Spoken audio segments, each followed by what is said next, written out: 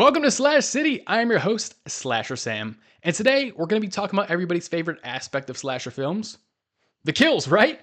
We're going to be ranking the top 10 kills in the golden age of the slasher. For those of you that don't know, that's 1978 to 1984, bookended by John Carpenter's Halloween and A Nightmare on Elm Street. Also, I think to keep things a little more spicy here, I'm only going to allow one kill per movie, meaning 10 movies will be represented on the list. I think this makes for a little bit, better discussion, right? So let's go ahead and kick it off. Number 10, Tom Savini's character Disco Boy in Maniac. Now, it's pretty rare that you find a killer in a slasher that uses a gun, or honestly that it would even make for an interesting kill. But when you've got a guy like Tom Savini on set, magic happens.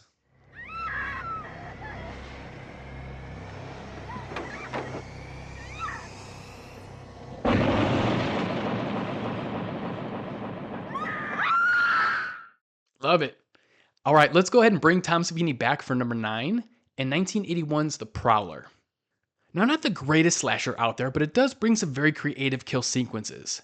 This movie definitely felt like they spent more time setting up and executing each death scene than they really did developing a script.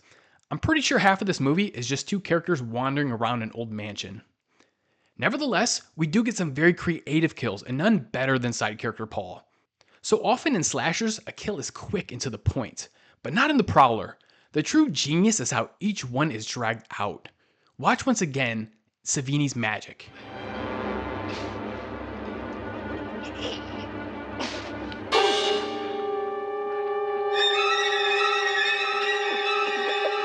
Well, we might as well complete the trifecta here and do one more Tom Savini masterpiece. For that, we go to 1980's Friday the 13th and my number 8 kill. Now, this one was actually incredibly tough for me. I really wanted to choose Marcy's hatchet to the face. Sure, I get it, it's not the iconic kill of the movie, but I tend to believe it's only because she wouldn't go on to convince an entire town that the only way to truly live was through dance. Hey, what's this I see? I thought this was a party! Let's dance! Now, I think what sent me over the edge here and finally deciding on the Kevin Bacon iconic kill was just the hand coming up from underneath the bed.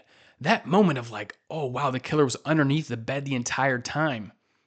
That's just good cinema.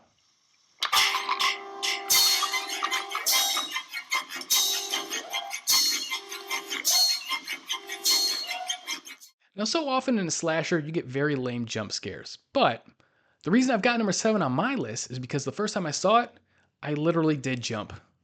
Let's go ahead and head down river and witness the raft massacre in The Burning.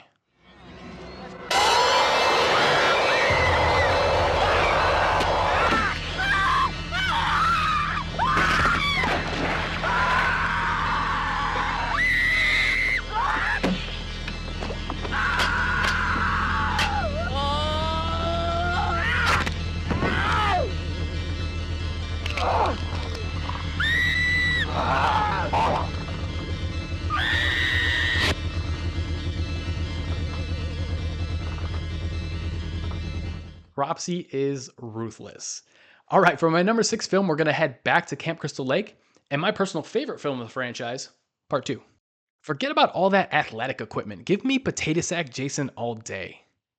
Now, this version of Jason had just gotten his machete, but knew exactly what to do with it. Now, cue up poor Mark, who was honestly a likable character. He was a lady charmer who was not afraid of a humble brag. Is everything else okay? Oh, I do all right, one way or another. But Jason does not care about your age, gender, or ability.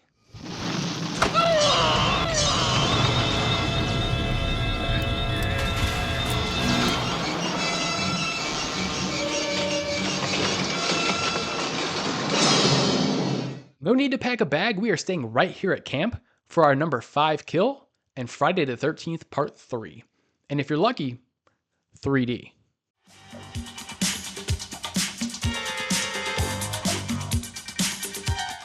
Now, I've never tried to walk on my hands, but after seeing what happens to Andy, I promise you it ain't happening anytime in the future either. Andy! Yeah? Are you still out there?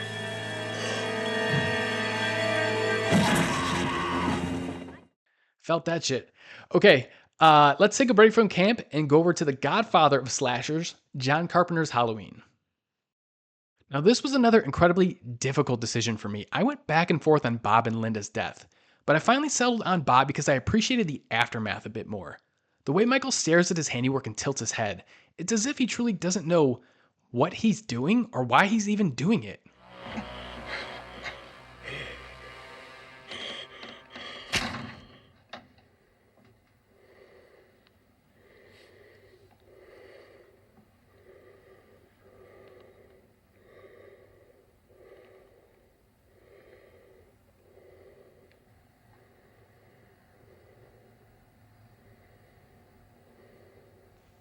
And after Linda's death, all he did was call for pizza. Our number 3 kill features one of my all-time favorite side characters, Mr. Dead Fuck himself.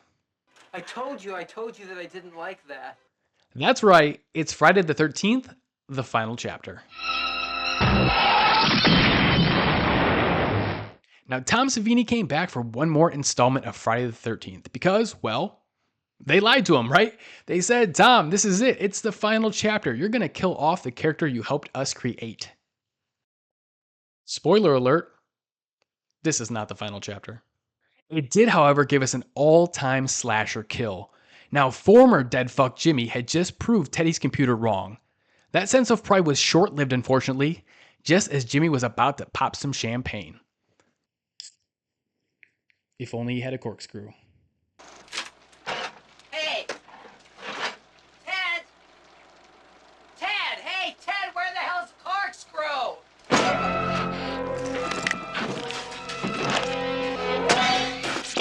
Now, number 2 is an easy choice for me. It's Tina's death in A Nightmare on Elm Street. Now, this is the first kill in the franchise, and the moment Tina starts going up that wall, I knew I was hooked. Now, many will argue it's Depp's death later on in the film, but I assure you that's hindsight based on who he became.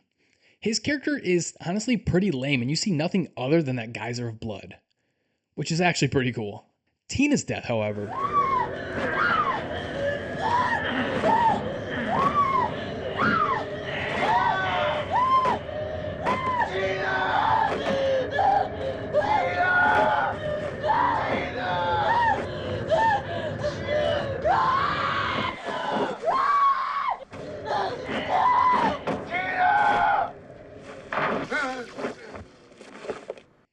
Now, before we get to my number 1 slasher kill, let's go ahead and give props to our honorable mentions.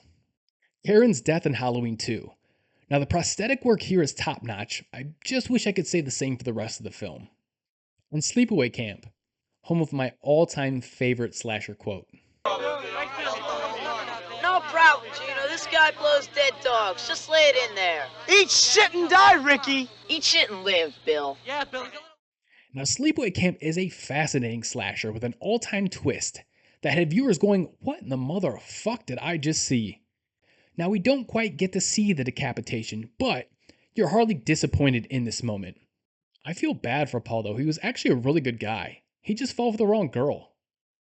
Guy. You know what I mean. Here we are. The number 1 kill in the golden age of the slasher. You're doing the math in your head, right? We hit 2 Halloweens. We hit 4 Friday the 13th. We hit A Nightmare on Elm Street. What could be left? Well, viewer, I will tell you. But first, let me preface this by saying you must watch the extended cut of this film.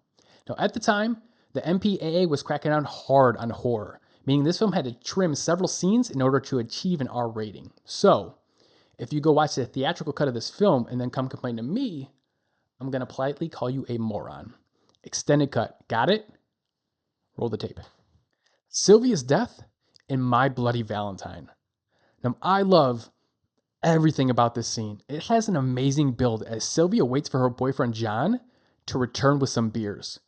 Now, the whole layout of the room is just creepy as these miner suits dangle from the ceiling. Sylvia then begins to panic when she hears all of the showers turning on. As she gets up to investigate, all the suits begin dropping around her. Sylvia spins in a frenzy when this happens.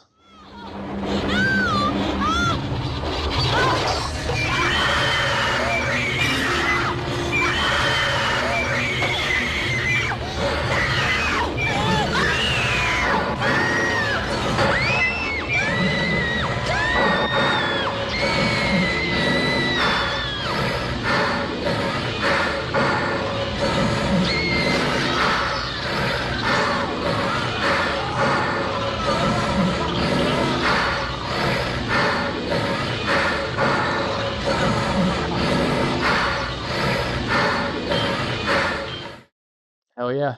That's why they call it the golden age of the slasher, right?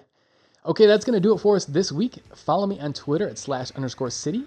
Make sure you leave your top 10 list in the comments below, and we'll see you next time. Good night.